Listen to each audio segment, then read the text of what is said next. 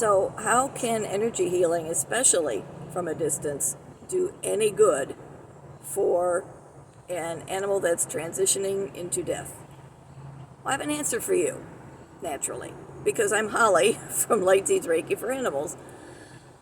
I've seen this with my own animals, my own pets, with friends' pets, and with clients' pets. It's a soothing thing to have Reiki energy at any time. But when an animal is in the active process of leaving their body, in my own opinion, it can soothe the transition as well. Think of it this way: with human hospice, the goal is comfort care. And Reiki and other energy healing systems are comfort care at their finest, especially during transition times. One of the more recent examples is a kitty who had undergone several invasive surgeries and survived for almost a year, happy, and healing physically, healing emotionally. And I believe eventually her body just said, okay, I've had enough now, thanks, bye-bye. And I don't mean to make light of it because it's a difficult process. But I'm not in her body, and so it's really hard to define. But with other animals that I've offered Reiki to as well, I get either the sensation or a direct communication. Thank you for the comfort.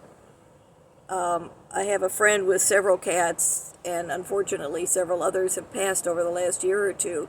And it's such an honor to offer them Reiki during their final hours.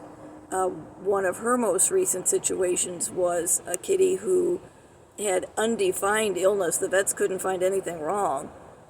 But I was able to offer him Reiki several times in person.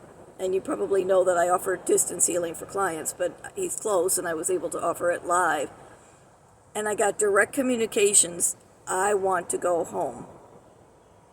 And I'm getting goosebumps again now. I knew exactly what that meant. He didn't mean home. He was home.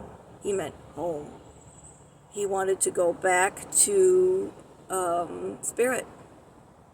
He wanted to go back and rejoin his human mom who had recently passed, which is why my friend had him. And we can't define how or when animals choose to leave their bodies. But I encourage you to remember, ouch, bug. I encourage you to remember that it's up to the animal. They have free will. They are sentient beings. They know far better than we do what they want. So honor that, respect that, allow them to pass if that's what they wish. And you may wish to kind of look around for examples of their visiting. That happens so often. It can be signs, some magical thing happening in nature. It could be hearing an animal's bark or cat chirp or anything else. There's so many ways that they can communicate. And every time it's to say thank you. So I hope this helps if you're in the process of dealing with the grief of a departing animal. And don't hesitate to reach out because, as they say, Reiki can be really soothing for the process. Bye.